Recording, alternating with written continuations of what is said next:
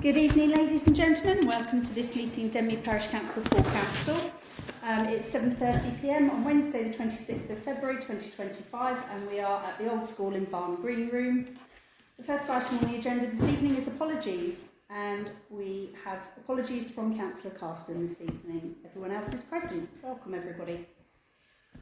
Item 2 is declarations of interest. Arising from this agenda, members and officers are invited to declare any relevant interests.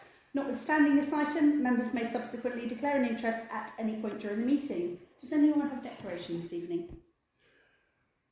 Thank you very much, that's none. So we move on to item 3, which is to receive the minutes of the previous full council meeting, to receive and confirm the accuracy of the minutes of the council meeting held on the 15th of January 2025. This has been circulated to everybody. Is everybody agreed this is a true record of the meeting? May I have a show of hands, please?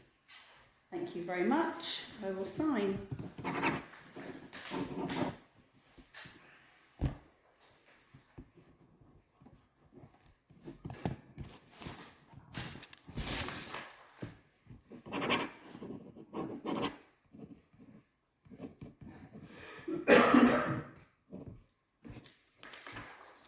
Thank you very much. So we'll move on to item 4, which is Denmead Parish Council projects. Jo will give us a brief update on the projects. So the main projects that I've been working on is obviously Denmead Daycare, which is obviously signed but needs a little bit of work in the background, which will be actioned over the next few weeks. Also health and safety, we had no health and safety in place. That is now all fully up and running. And all the courses being attended to by all the staff. And then the build on the agenda. Is up, yeah, so most of it is all on the agenda to cover off and get some agreement on. And also we've had some issues trying to print out the actual report itself. It spreads itself without it, so it's not very easy to print. So Jo's going to be working on that so that she can bring a document for the next meeting. Thank you very much, Jo. Item 5 is public participation, and there are no members of the public present, so we will move on to item 6, which is to receive the minutes, reports, recommendations and resolutions from meetings below, and we only have the Planning Committee minutes of the 4th of December 2024, and so we note that. Oh, okay. That's just a good thank you. Item 7 is the District Councillor report. I'm the only one present this evening, so you get to hear from me again. I'm sure everybody like me is simply hearing lots and lots about devolution. Government have issued their public consultation. Documents were sent out to me on Monday. Hampshire County Council have employed KPMG, who are working on various scenarios of 3, 4, 5 unitary authorities. I don't think all of the senior leaders that were present at the meeting on Monday were very happy with the scenarios that were put forward. They didn't seem to be based on what they saw as logical information. So they've been looking at it purely from a boundary perspective, as opposed to looking at demographics in terms of making sure that the figures actually stack up in terms of revenue, so that the unitaries are actually financially viable. I had a briefing on Sunday morning at 9 o'clock. Hampshire then met on Monday morning. Had the results from KPMG, they've gone away. KPMG are reporting back this Thursday morning, so it's all happening at pace. With the local plan, that is now with the inspector, and the timetable for that has been published for the consultation, for the actual inspection. So the matters, issues and questions document has been published, and we have dates for the inspector's hearings. They start on Tuesday the 22nd of April. Week 1 looks at Matter 2, spatial strategy, housing needs, site allocation selection methodology. Week 2, there's a couple of spare days for any run over from week 1, but then also looking at the housing allocations and mixed use sites, market towns and rural areas site allocations, which is where we will come in. And then week 3, carbon neutrality, sustainable transport and active travel, historic environment. And week 4 will be a spare day for any run over or site visits. Matter 16 is creating a vibrant economy, viability and monitoring, and the inspector's closing comments. So if anybody is interested in attending any of those specifically, I can forward that document to you so that you can have diary dates for that. And the only other item that I have for you is we have full council at Winchester in Hampshire Chambers tomorrow evening. If anyone is interested in attending, it starts at 6:30. I have put forward a question with regards to the local government review. Winchester are saying that they would like to create in effect a parish council for Winchester Town. So it will be a Winchester Town Council. The view is that they will then keep some kind of mayoralty, because they won't, if they're a town council, they'll have a mayor as opposed to being a parish council, and they would have a chairman. So I've actually asked a question as to what will their focus be for large parishes. So in a briefing that Kevin and I attended, they have talked about parishes merging so that under a unitary they have a larger voice. So they're suggesting that parishes should merge to become larger. So we're going to a meeting next week, on Tuesday, of southern parishes where that will be discussed. My concern is that because Winchester are focusing on Winchester Town and where they're not parished, clearly they won't have a very large voice at all, and go with that budget. And they've got things like the brand new sports centre, who's going to manage and run that multi-million-pound sports centre. So my concern is that they will focus all of the staff resources on Winchester reorganisation, and if any of the other parishes wish to reorganise, where is going to be the money and the staff resources to look at that? So I'm asking a question in council tomorrow about that. So it'll be interesting to hear their answer. Does anyone have any questions? Okay. Sorry, a bit of a download, but okay, so we will move on to item 8, which is financial, our orders for payment. To consider and approve the orders for payment, list 16. All invoices have been examined, verified and certified by the RFO, and that list has previously been circulated. Are we in agreement that I should sign the orders for payment? That's unanimous, thank you.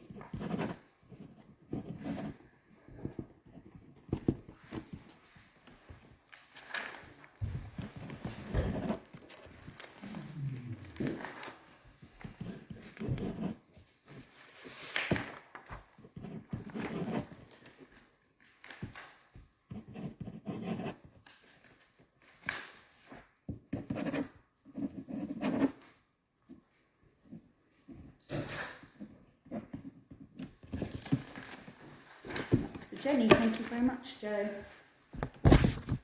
And then item 8.2 is a letter of thanks from Life Education, Wessex and Thames Valley, for a donation of £555 towards the health and wellbeing workshops, which will be held at both the infants and the junior school.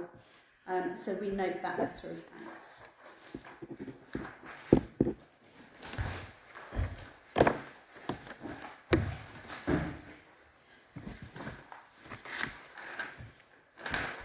So we move on now to reports from parish representation on other bodies and organisations.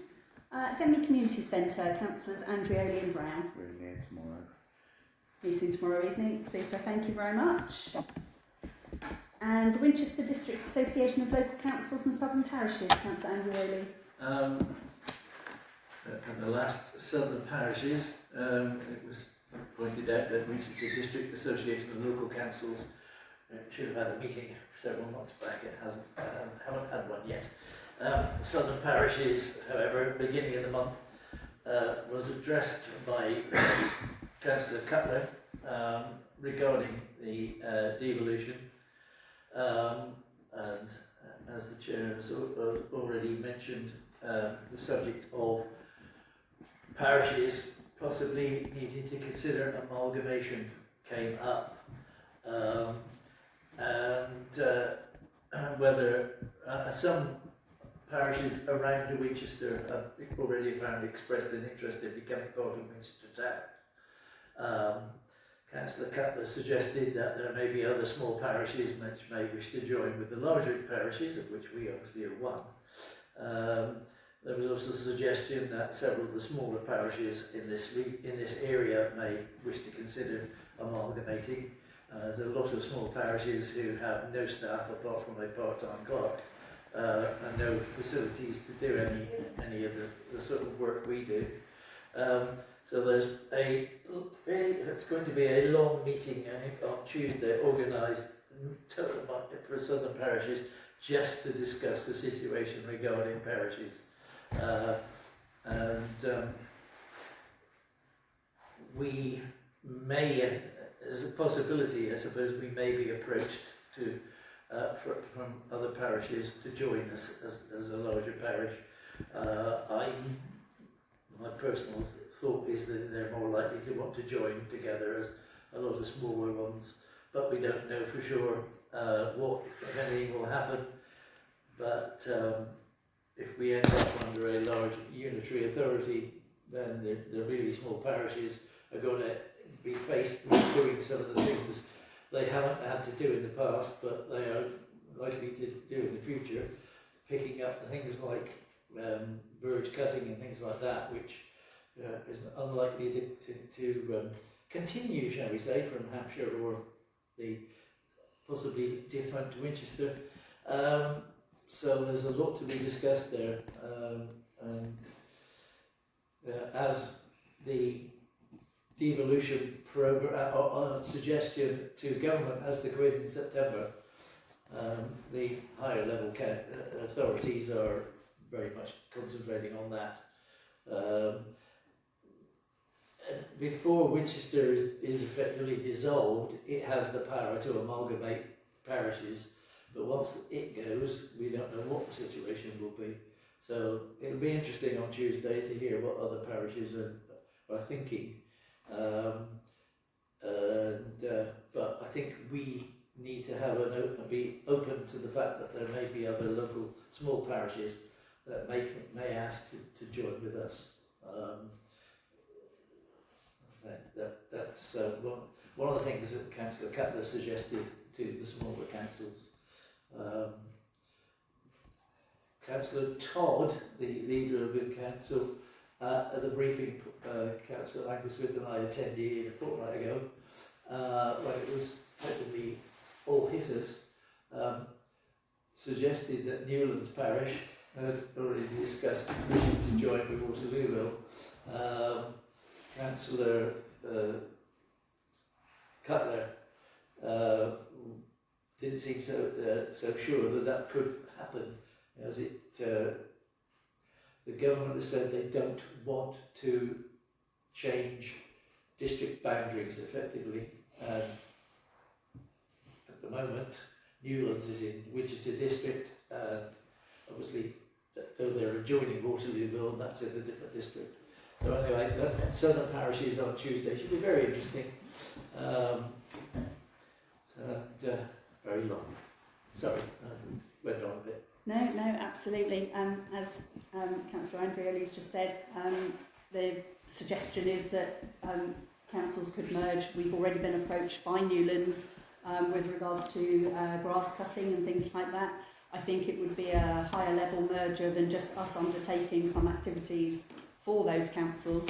But who knows, everything is still completely up in the air at the moment, as Kevin said. Potentially it could mean merging of smaller councils, it could mean changing of boundaries. Central government have said they would not really want any boundary changes, but Winchester are reasonably keen on that, and we'll wait to see what comes out of the KPMG work. We simply don't know at this stage. Councillor Brown. We don't have at the moment any idea on timescales particularly, do we? It's looking a couple of years, I presume. So there are high-level timescales in terms of when the unitaries will be established. They are due to be established next May. The election of the mayor will be next May. It's expected that there will then have to be a year of a shadow council, so Winchester or Hampshire would exist, Portsmouth would still exist, Southampton would still exist, but alongside of the new unitary, so that they would run in parallel. One of the key drivers is social care and delivery of education. So both Portsmouth, Southampton and Hampshire all have mechanisms in place for delivery of those services. Places like Eastleigh don't. So that's one of the demographics that they have to look at, is the population, the income and the services that they're expected to deliver. So it's expected that they would run in parallel for a year, and then the year after there may well be elections. So in 2027 or 2028 there would be elections at not a district level but a unitary level. So that's the timescale we're looking at the moment, which is enormously quick. I'm advised by David Crichton that the government reorganisation in 1974 took 8 years. So, Councillor Brown.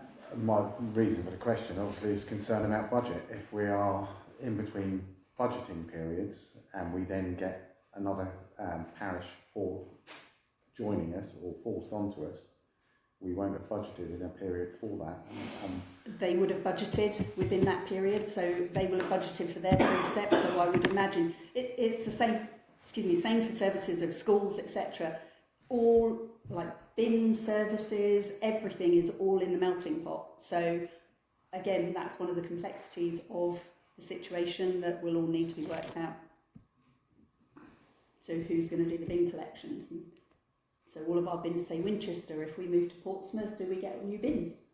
Who knows? So it all needs to be worked out. Any further questions? Okay, thank you for that. Then we'll move on to Hambledon and District Welfare and Education Trust. Councillor Andrew. There isn't a meeting due until June. Okay, thank you. Denmead Scouts Liaison, Councillors Brown and Jones. We've not had a meeting with them, although I am about to write, after I've spoken to Councillor Jones, to them, one about another meeting, and obviously we're waiting for Filton Trust to come back to us on a decision on that, but some other issues regarding the area around the Scout Park. Thank you. DPC Lease Working Party, Councillors Brown, Jones and Berry. This would be the bowling club. Oh no, bowling club's at the end. At the moment, it's only the Scout lease that is left to, Okay. so we are waiting on, again, Filton Trust. Okay, thank you. Denmead Football Club, we've not had a requirement to meet. Denmead Bowling Club, Councillor Brown and Jones. So again, I think we were tasked with having a meeting with them after the last meeting, amenities meeting, wasn't it? On Yes, the, we had 2 meetings. yeah. Thank you. So we'll move on to item 8 on the agenda, which is disclosure and borrowing services checks, to discuss and agree basic or enhanced DBS checks for all councillors and staff. The basic cost is £21.50 and for the enhanced check it's £49.50 to consider and determine action. So this has come up because the checks for councillors are voluntary, but we have made checks for staff mandatory. So this is to discuss, bearing in mind, the reason I put this on the agenda in the first place was because we had some issues and disclosure and borrowing service checks would have helped in that matter. So we introduced them. At the time we ran a youth club. Obviously we no longer run a youth club. However, each of the premises that DPC operate from has a daycare. So there is a daycare here. There are also vulnerable people using this facility. So there is opportunity at any point that councillors may be approached or be in the vicinity of people that are vulnerable and similarly at the Pavilion, there is a daycare centre that operates from there, and there are also football clubs, etc. So I would recommend that we agree that everybody should be DBS checked.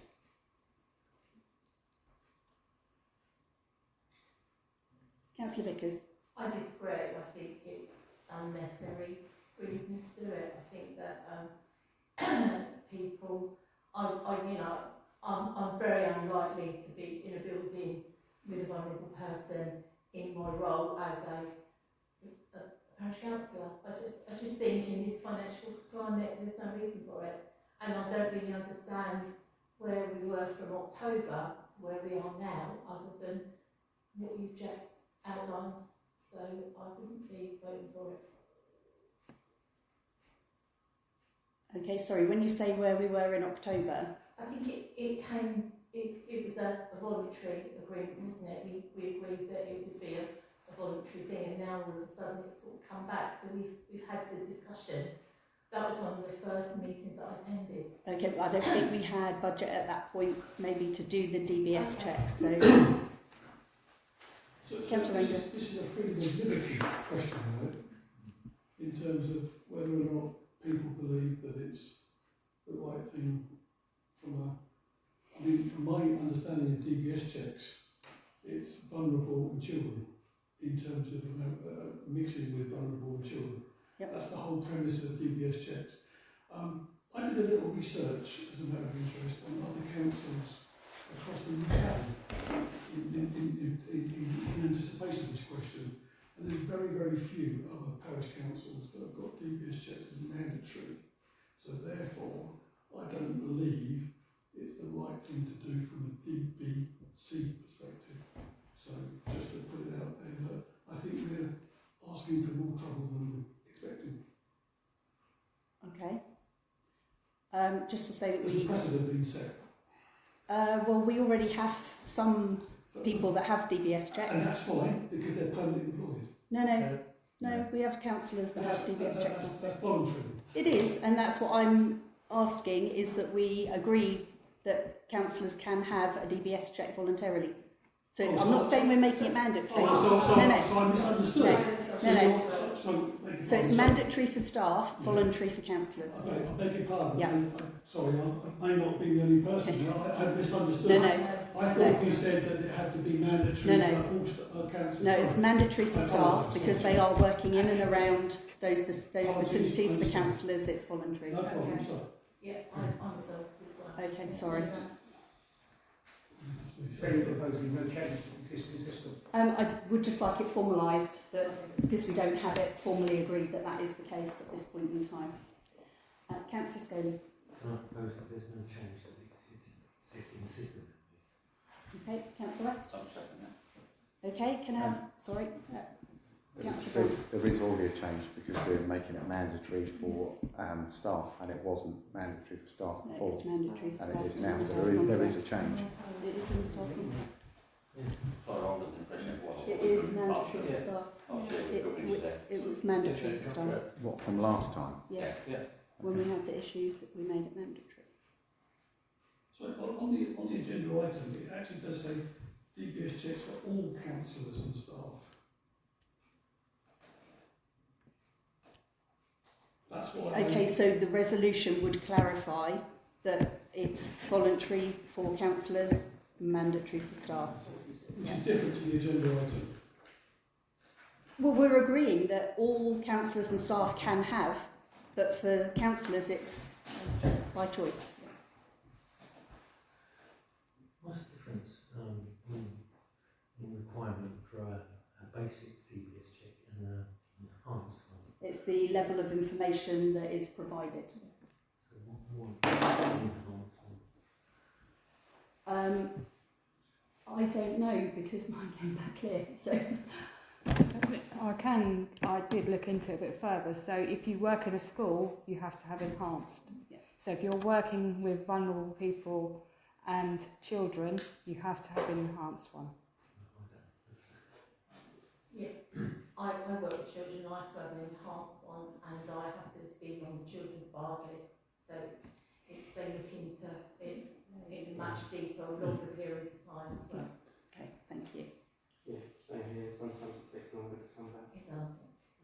My daughter had one. It came back in 2 days. Last month, yeah, 2 days. That's cool.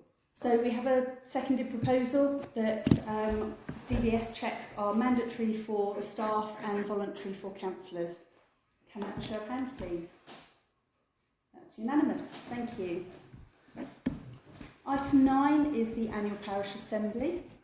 To consider the agenda. The meeting will be held on the 14th of April. I know it says the 7th, but it's not, is it? It's the 14th. Well, you can hold it on the 7th. Yeah, I'm quite happy for it being the 7th. I'm not here. That's why it was moved. It was moved to the 14th. So it's on the 14th, 6:30 till 9 p.m. at the Memorial Hall. The agenda's been the same for the last couple of years. We used to have quite a long annual parish assembly with performances by children from the village, and every child was given a certificate, and we had food and wine. Since we no longer run the youth club, we don't have the children and the performances, so we reduced the agenda. There's now a formal welcome, as we would normally do, apologies, minutes of the previous assembly, report from the chairman, then questions on the chairman's report. The chairman's report is basically a summary of what the parish council has done over the year, and then committee reports, which are a summary of what the committee has done over the year, questions on the committee reports, and then we close. Has anyone got any suggestions as to how we can make it more interesting?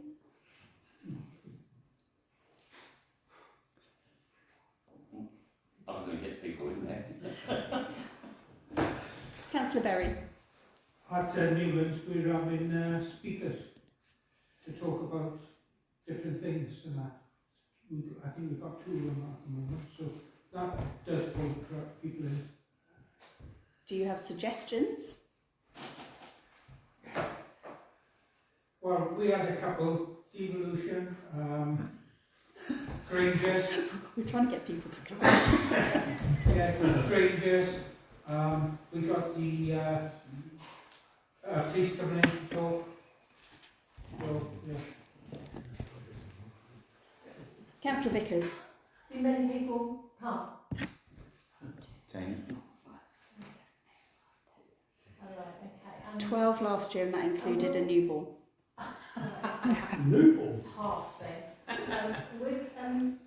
Will the Zemley plan be something that might draw people in and want to discuss? Not that we want to bring it, but do you think people from the village will come with the thought that that's a place to discuss the Zemley plan? I'll refer to Councillor Andreoli.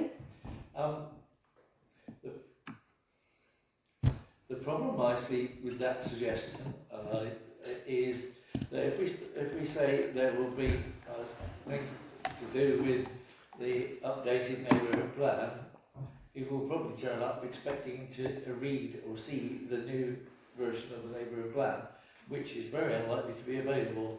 So I'm concerned that to do so may end up getting people coming expecting something they're not going to get. I wasn't thinking that we would bring it, I was thinking that Yeah, members of the public might be bringing it and it might just be something that quite ugly. My concern would be that they would expect something they won't be getting. In the past, we've had people like the police and that turn up and give talks, and The only problem with the police is we really struggle to get them to Safer Neighbourhoods, which we host for them. It's their event, and they often don't turn up because Denmead is a very low crime area. Councillor Jones. I think we're better to leave it as it is and then worry about devolution and what effect it has in future meetings. Okay. Actually, devolution is a good point. We may well know something more by then. We may have the maps from KPMG saying what the picture's going to look like. Councillor Brown. It's not something to try and draw people in, I don't think, Ned, because it's something that people will possibly come to that meeting to ask questions, but I don't think it's something that needs to be an agenda item particularly, and nothing apart from the reports. There doesn't need to be any agenda items. Councillor Andrew. Yeah, you're right in terms of devolution, because the initial devolution submission to government needs to be going in March. In March. Yeah. So by then we should know something of what's going forward. We should know Friday.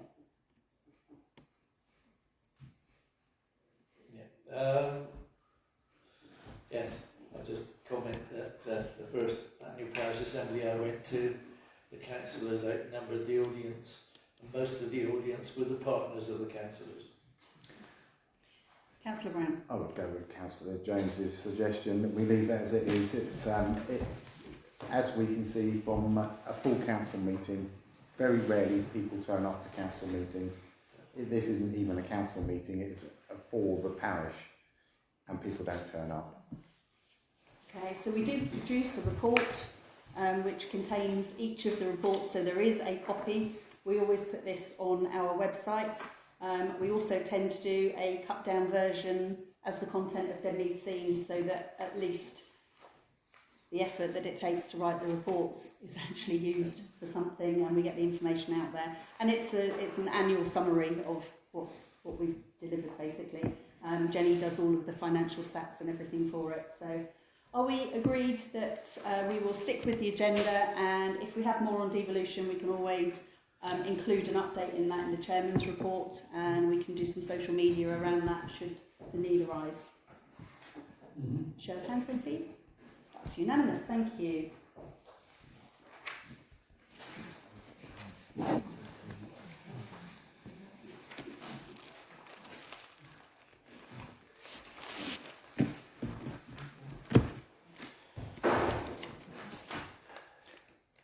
Could I ask a question of how many people in this room have ever been to an annual parish assembly? Moving on, item 10, Mill Close Play Area, the transfer of the open space. To discuss and consider actions for the transfer of the open space, replacement or removal of the damaged play equipment, and to approach the insurance company.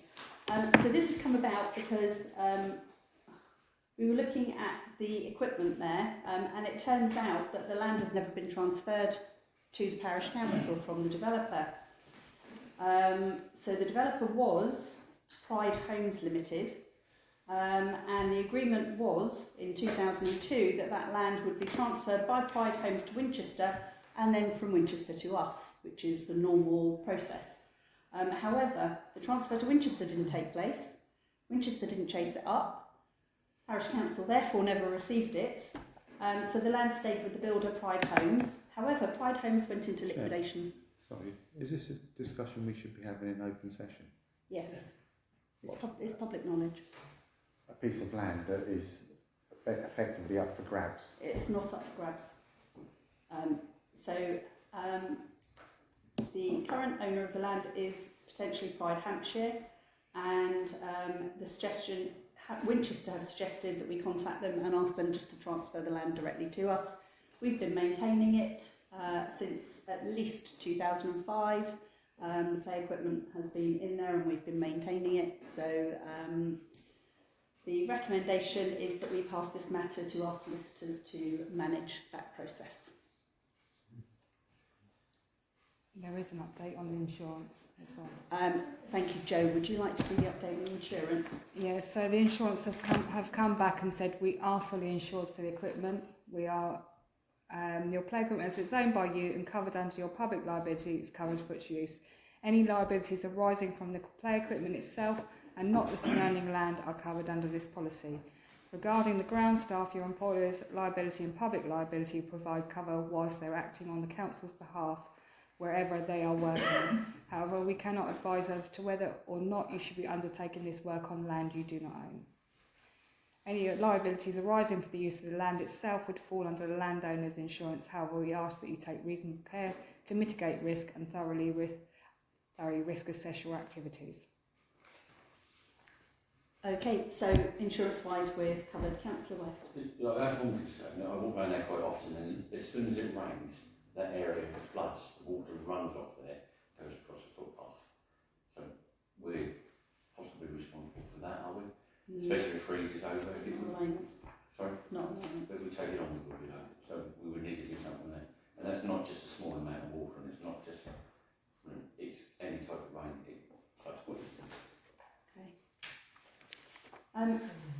So the recommendation is that we pass this to our solicitors. That's the recommendation. Do I have a seconder? Thank you. Can I have a show of hands then, please?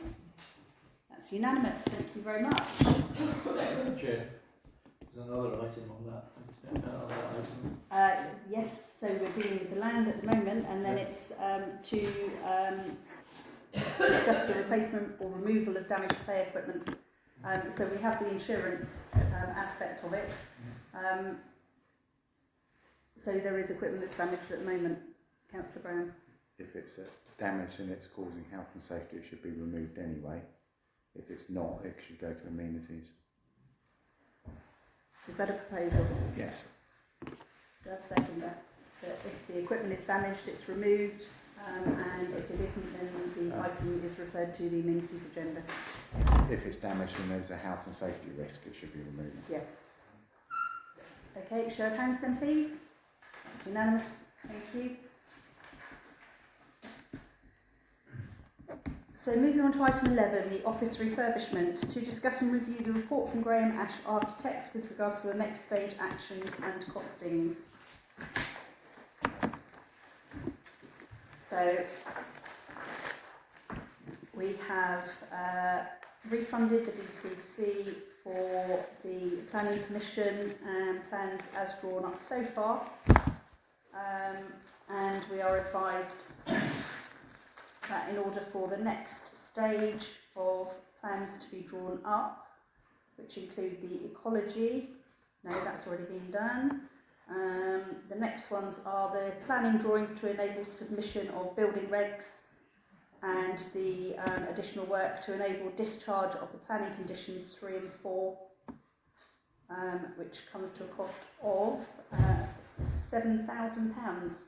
And that includes the framework for ecological enhancements, which is the structural engineer, Romsey Structural at £2,000, appointment of principal designer at £2,000, building regulations fee payable to Winchester, and that fee is payable when the application is made. They have not approached any builders for a budget price, but they recommend that they do that ASAP. Councillor Brown. This is going with the fact that we stay with Graham Ash. So we approached Romsey Structural, and they said they are not able to undertake their work until they have the plan drawings from Graham Ash.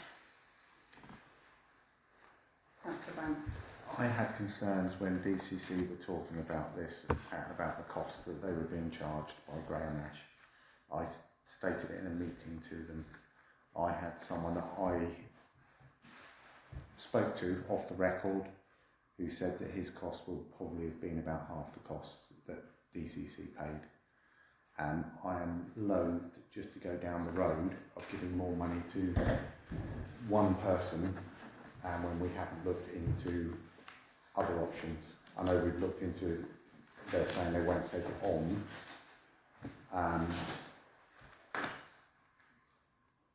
The problem we've got is if he said it was 20 grand to do it, what do we do?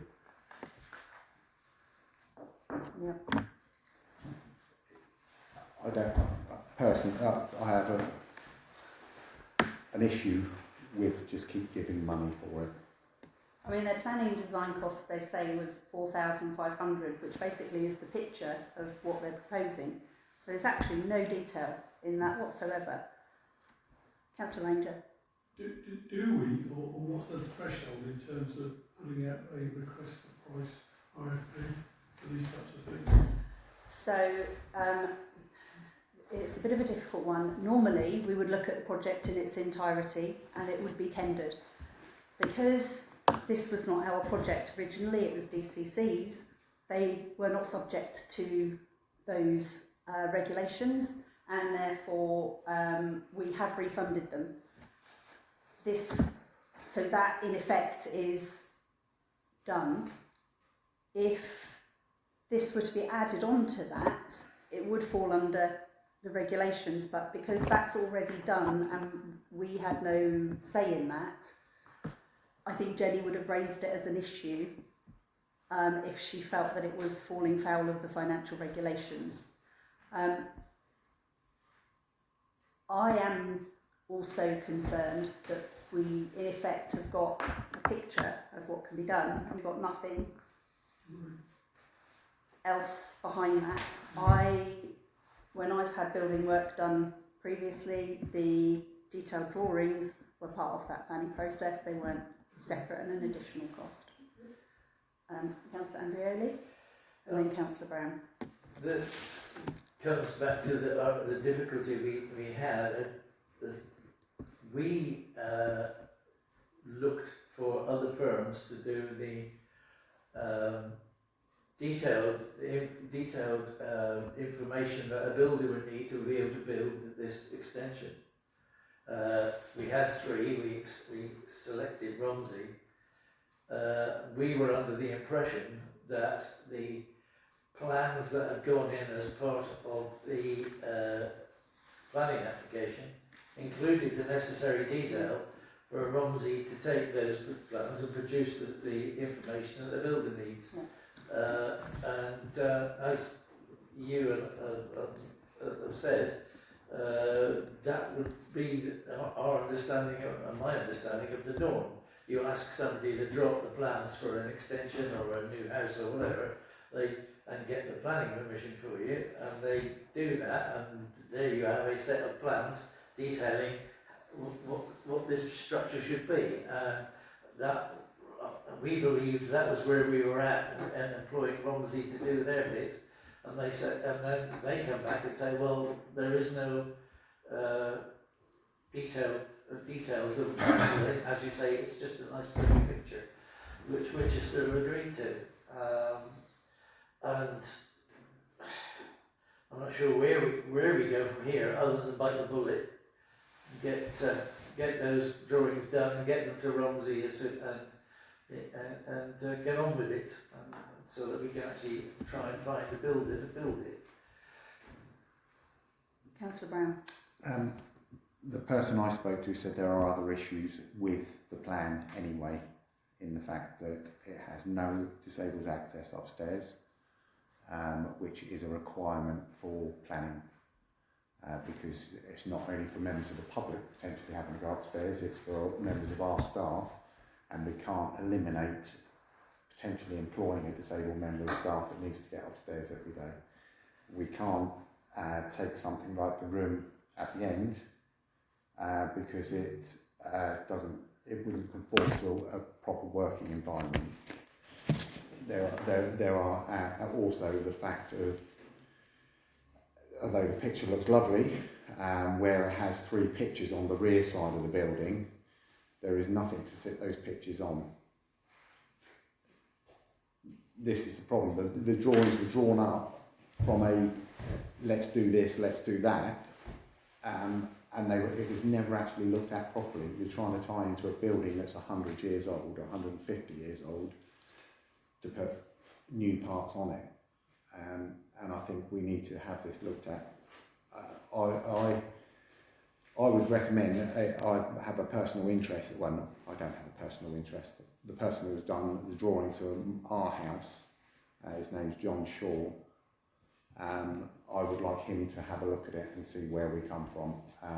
We might have to pay him a small amount of money to look into it and look at it, but at least we'll have an idea of where we are. He may well say we're stuck and we have to go with Graham Ash, but I don't think we should just give effectively £6,500 to them and get deeper in. Councillor Clay. If that's a proposal, I'd second that. I think that's worth exploring. Okay, I can see some nods around the room. So we've had a proposal and we've had a seconder. If no one else has any further comment, we'll go to a vote. Sorry. To put some financial, as within the topic. Councillor Brown? I can have a word with him again and see if he can give it. When he was looking at it before, he was looking at half the quote that was coming in previously. Obviously, until he sort of looks at it and goes into it, he's not going to know exactly. So I can ask him to do a quick look into it and give us a guide price, and then we can come back to council with that. Okay. And if he is still willing to do it. Councillor West, did you have something? No, I agree. Okay, so we've had a proposal and we've had a seconder. Can I have a show of hands then, please? All those in favour? Can it show that I didn't vote? As I We'll show made that the Councillor proposal. Brown didn't vote. And so other than that, that is all in agreement. Thank you.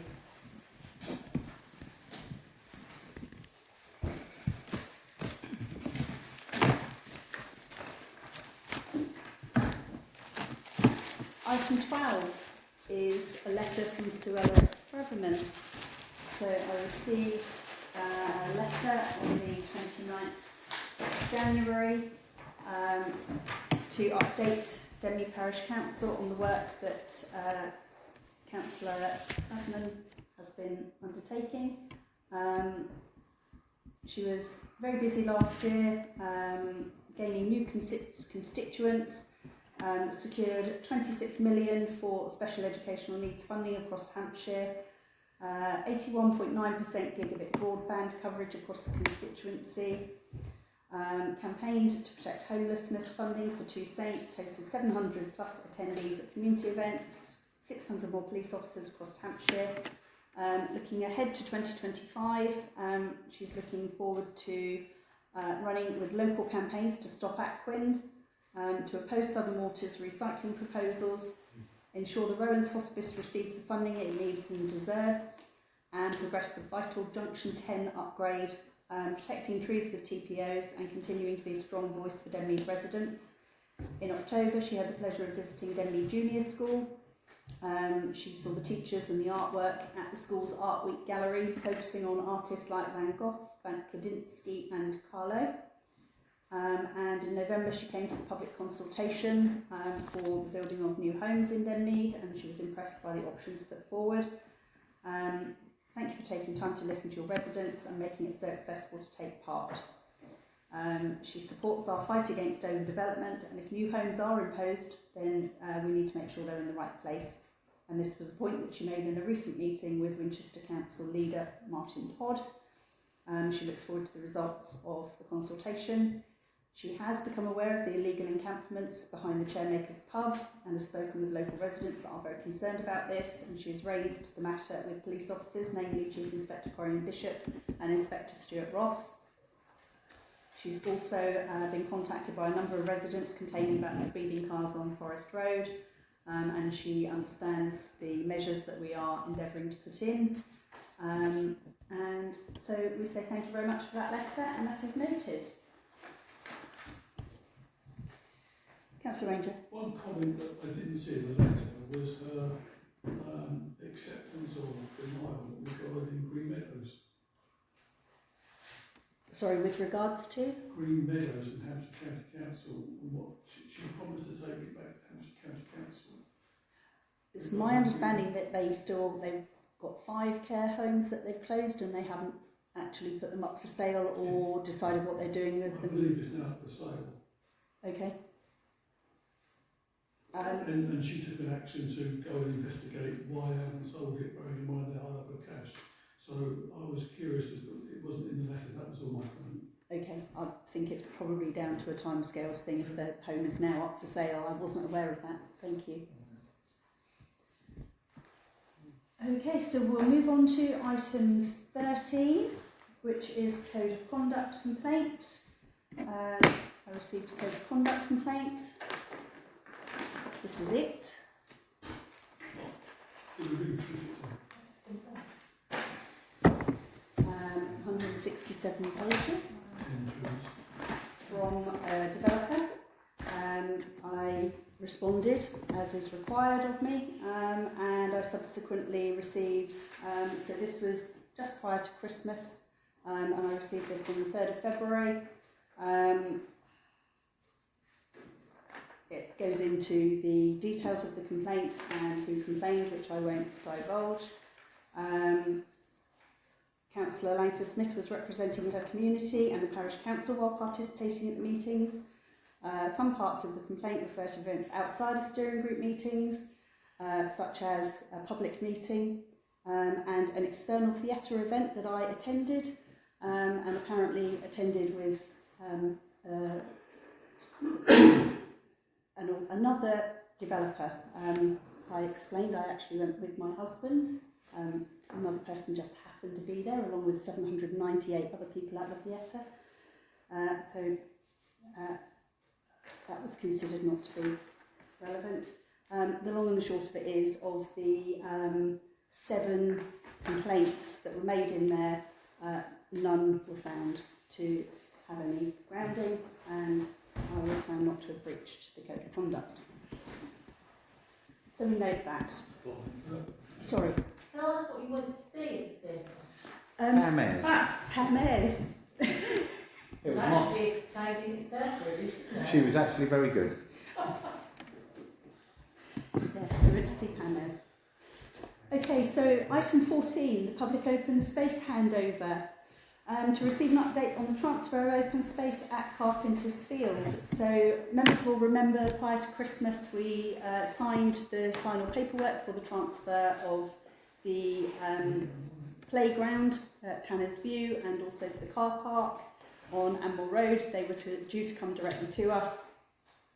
I had a site meeting with regards to some flooding issues in the area with the developer and with officers from Winchester as a district councillor, not as a parish councillor.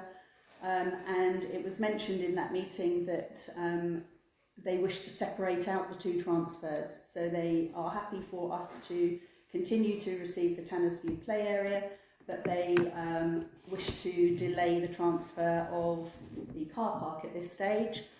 No further information was given. So we have written, Councillor Andreoli and I have written and asked for the contact details of the people that we need to speak to. And I have written to ask what the situation is and what the hold-up is, because our solicitor has said that they are not exchanging the final paperwork at this stage, despite the fact that we've signed. So we are waiting to hear. The Tanner's View play area is ready for us to take over. It has been levelled as we requested. And Persimmon are saying that now they have done everything that they were asked to do on that area, they will not be undertaking any further maintenance, and therefore if we don't take it over, it will be all the weeds will grow back and there will be a lot more maintenance for us to start with the play area. It's, do we wish to take one part and not the other? I don't know what that means in terms of fees with solicitors or anything like that, because all the paperwork is done and it was all done with those 2 pieces as one transfer of land, and it's all been signed, it's completed. So do we wish to instruct our solicitors to continue with the 1 piece of land transfer, or do we wish to wait until we've heard back as to why it's been separated? Councillor Andreoli and then Councillor West. We've signed to accept those 2 pieces of land. I'm not sure Persimmon actually had signed to agree the transfer before such times as they suddenly decided they didn't want to transfer half of it. I think it's their solicitor that provides the paperwork. It's normally the landowner that provides, their solicitor provides the transfer documents to our solicitor for us to sign. Yeah, so I'm just wondering, can they actually stop this? If they gave us the paperwork and we signed it to agree to the transfer.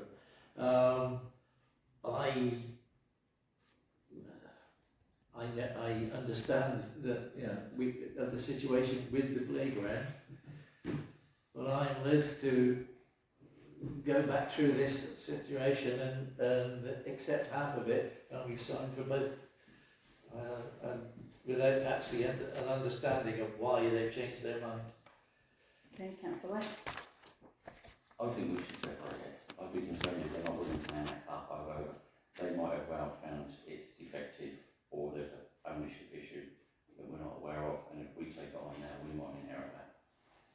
Okay, thank you, Councillor Brown. There wouldn't be an ownership issue if we take it over because we would be the owners. No, if there's an ownership issue now, that's why they're not issuing a trust. They're not holding it for the fun, are they? They're holding it to save pound a particular reason, and that reason I don't think we should adopt.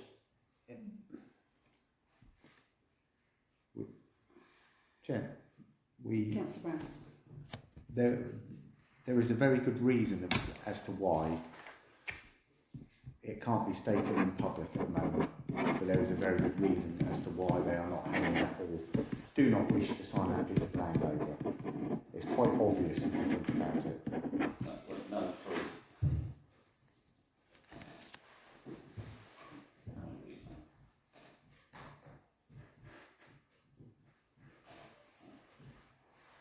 That's why I can't be mentioned.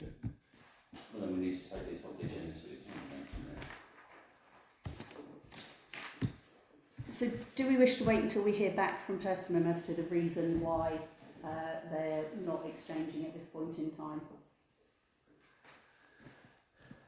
Councillor Brown and then Councillor West.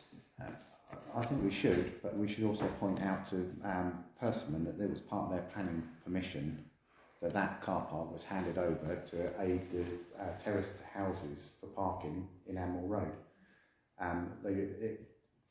It probably, if they could have, there's probably enough room for another 2 bungalows on there. So if they had actually wanted to do it and could have got away with it, they would have put another 2 bungalows on there because they've got money for it.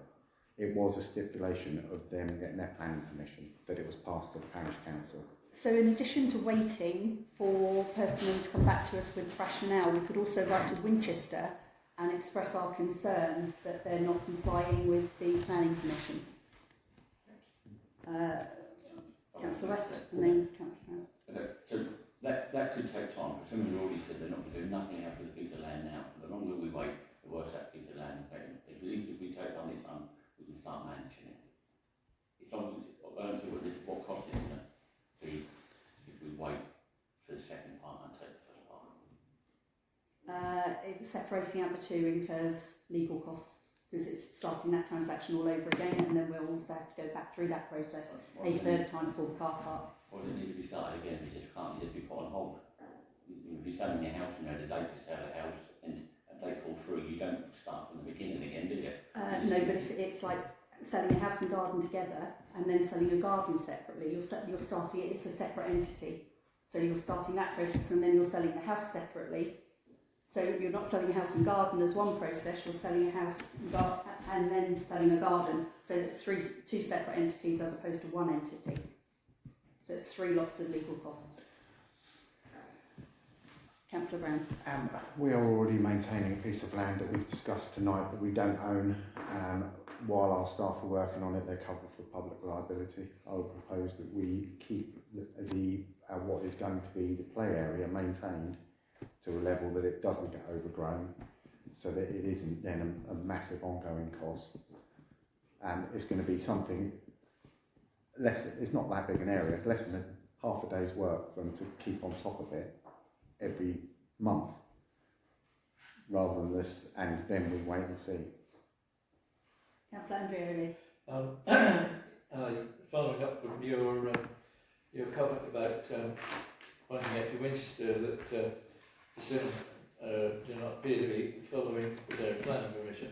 They're also not following the neighbourhood plan. That car park was in the neighbourhood plan. It was one of the stipulations that they got covered as fields. Okay. Sorry, Councillor Hall.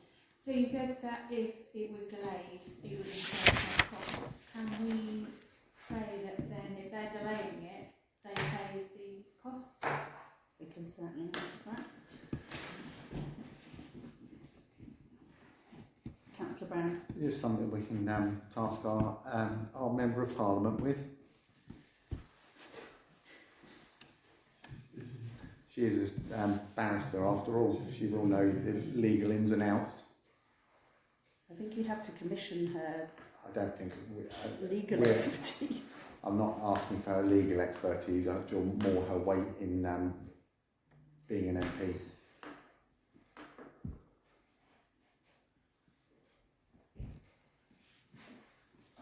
Councillor Brown's first suggestion that we maintain it like this sorted. Okay, so that's a proposal. Are we also writing to Winchester to advise them that this is the situation? Yes. And are we waiting for Persimmon to come back to us with regards to the reason that they wish for the two to be separated? Okay, so that is the proposal. Do I have a seconder? I'll second. Thank you. Can I have a show of hands then, please? Thank you, that's unanimous. Moving on then, item 15, Denmead Daycare. I'm delighted to say that the licence has been signed. So we note. Thank you very much to the councillors involved in getting that over the line just prior to Christmas. Thank you. Item 16 is Denmead Summer Party. So Councillor Andrioli and I have been meeting regularly with the organising committee. Sounds like Vicar of Dickwood, doesn't it? So the date of the party is the 21st of June, which is it is a flag flying day because it's Councillor Andrioli's birthday that day. It's also Prince William's birthday, which is why we fly the flag on that day. So we thought a birthday theme would be appropriate. So this year's event will be a birthday party theme, and one of the attractions will be bake a cake, and that will be judged as part of the competition. That will also be the window display competitions. The group agreed that 1 p.m. until 5 p.m. worked quite well, as opposed to it going on further into the evening. Even though I think one year we finished at 7 o'clock and we had complaints from residents that the music was too late and things like that. So we thought 1 till 5 works really well. We've been looking at the catering to make sure that we've got a mix of food available for everybody. We had a hog roast in 2023, which was really popular, and they sold out, and that cost us £864. Last year the price increased to £1,628, and this year the price has increased to £1,900.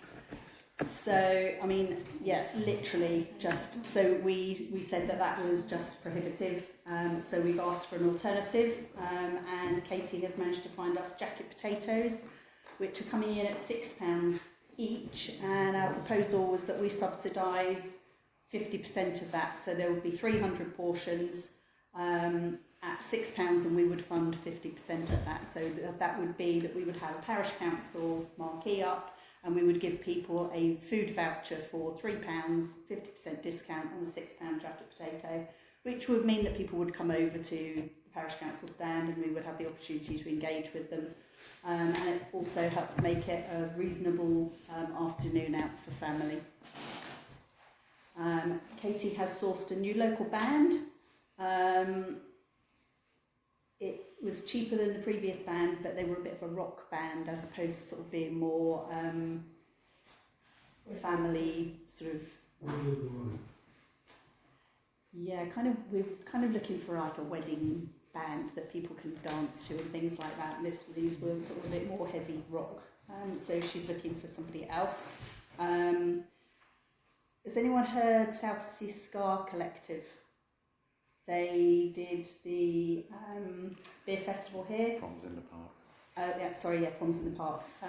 They were very good, so she's looked at those as well, and they are available. The Bubble Man that we had last year has increased his prices to £600. So we've said no bubbles. But she has found an alternative person who's from Horndean, so he's local. We try and keep everything as local as possible. And he's charging £275 for 3 hours, so we said that that's good to go with. We are still having the petting zoo because that was really, really popular. And the tractors from the local farmers because children really enjoyed climbing over those. Magic show is always popular, and we're still looking for face painters. Logistically, we're going to have more tables and chairs out in the street so that it's more of a street party feel. We've got the church on hold for that date as well. Food trucks over there. Scouts are going to be asked to do the man the road closures. They did that for remembrance, and that worked out really, really well. So we'll ask them to do that again. We're going to have hay bales because we felt that they were missing last year. They kind of add something, although it does mean we need some brooms for sweeping up at the end. The band is going to be moved up so that rather than be down by the funeral directors, we're going to move them up to near Barnard's because it's more central. Cake competition I've already mentioned. Window display competition I've mentioned. I'm going to ask the staff to put out our bunting a week ahead of the event, so it sort of brings a bit of atmosphere and people know that it's happening. And Katie is going to ask Shedfield Petonk if they can come and promote Petonk, because we're hoping to get our Petonk court delivered next year. So it will generate a bit of interest in that, get some feedback on that. Councillor Brown, is your hand up? It is. I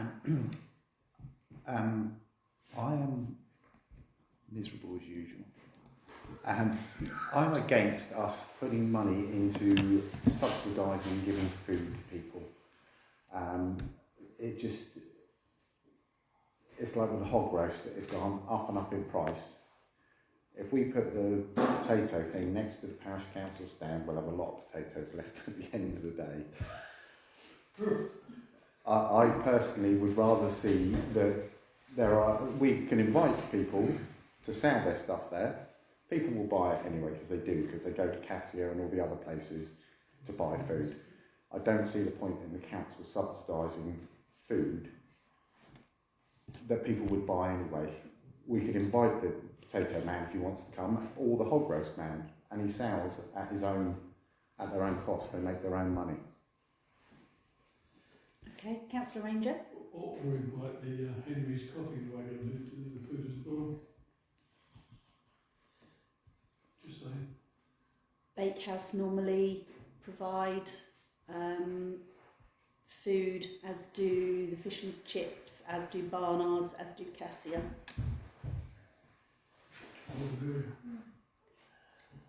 If they're there and they happen to be open. Councillor West. I don't mind subsidising it. I mean, we get a lot of bad press about that we do nothing. It probably gives the village with the feeling that we're giving them something back. So I'm okay with that. Councillor Andreoli. Particularly during the way it's been suggested this year, where they come for a voucher from the council,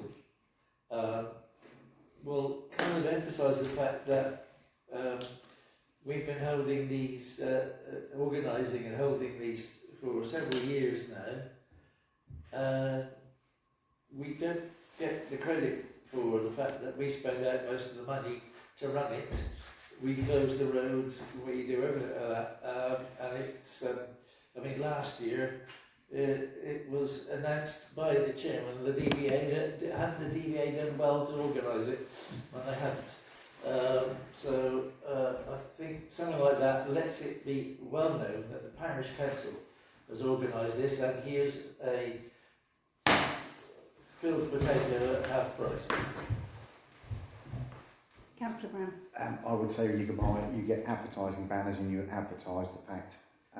Otherwise, you're giving someone £3 off their precept that they've already paid to you. I don't think you're going to get people walking around at party shops looking at what a banner says. They're going to look at a £3 voucher and think I've got something. Councillor Jones. Maybe we should give the £3 voucher to be redeemable against the fish and chip shop and any other of the existing local facilities that sell food. Why bring someone in? Okay. I think we'd have to look into the logistics of that, and obviously that would depend on each of those places agreeing. We'd also need to limit it on the number of vouchers, because otherwise it could be, and it would only be valid on the day, etc. But we could certainly look into that. Councillor Clay. Well, I second that. That's a good idea, that. Giving someone more choice to where they spend their voucher, I think would be more beneficial, rather than just a jack of potato. I think £6 is a bit too steep to begin with. I don't know what size they'd be, but I wouldn't. That £3 off does make a difference, but give it to our local businesses, give them a choice. I think we'd be in more favour to do that. So I think that's worth exploring a bit more. Okay. Councillor Vickers. I'm a bit with you, Councillor Brown. I think it's a bit like the parish council is fine people from jack of potatoes. It doesn't really sit very well with me, if I'm honest. So I think it's better with me that we're going to fund it to the local businesses, but I don't really like the idea that, you know, you go to the parish council and you get 50% of your jack of potato just for visiting the parish council stand. Councillor Clay. Can I propose that we talk to the local businesses then and ask them if they want to come on board? We would have to. We Yeah? wouldn't be able to just say, right, we're going to give you a discount. Then we get a list of who wants to come on board with us. We can certainly ask Katie to do that. Councillor Brown. Technically, you're not given a discount because we're going to refund the £3, so you're not given a discount. You're giving a discount to the member of public. Yeah, but the I've lost my train of thought now. Good afternoon. Jack of potatoes on a hot summer's day, if we get summer, is going to be. I'll tell you, we're all using jacket potato when you look at nice hot curry. And bribing the public with a jacket potato and then bribing them with fish and chips. I'm not quite sure, not bribing them. I'm not sure what the word is, but I mean, you don't want to give them jacket potato because you have to give them fish and chips. It doesn't sit well with me. No, that's fine. I mean, I shouldn't touch you with fish, but. The site doesn't feel. Councillor Andreoli. I mean, the last 2 years we subsidised the hog roast. Yeah.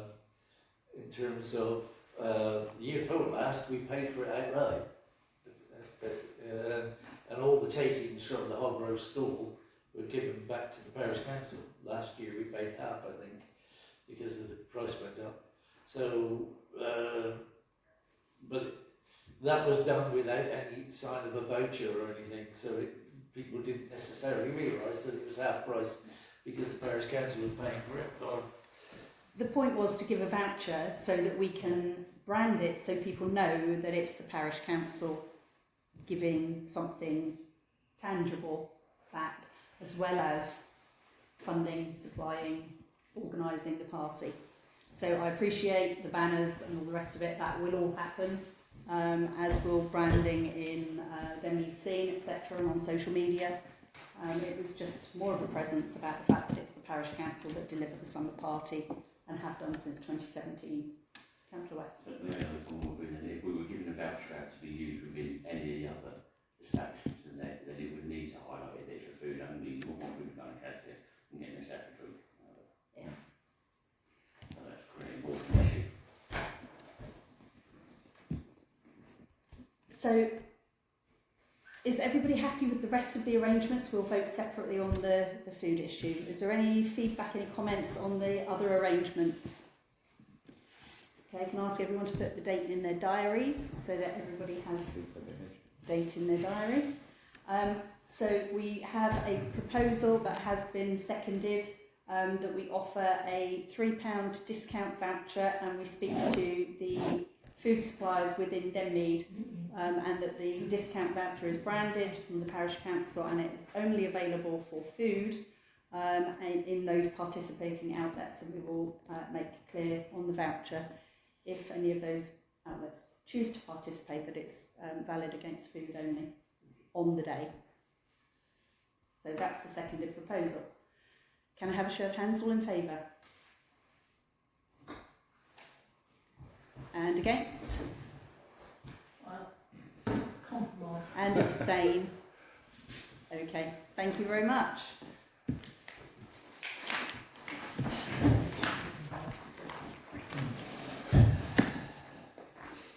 So moving on to item 17, the confidential report, to pass a resolution by the Public Body Submissions to Meetings Act of 1960 to exclude the public and press for discussion of a confidential report relating to the following: the Denmead Neighbourhood Plan, matters relating to a complaint, matters relating to an inquiry from a member of the public, a boundary dispute, a fire risk assessment, and land purchase.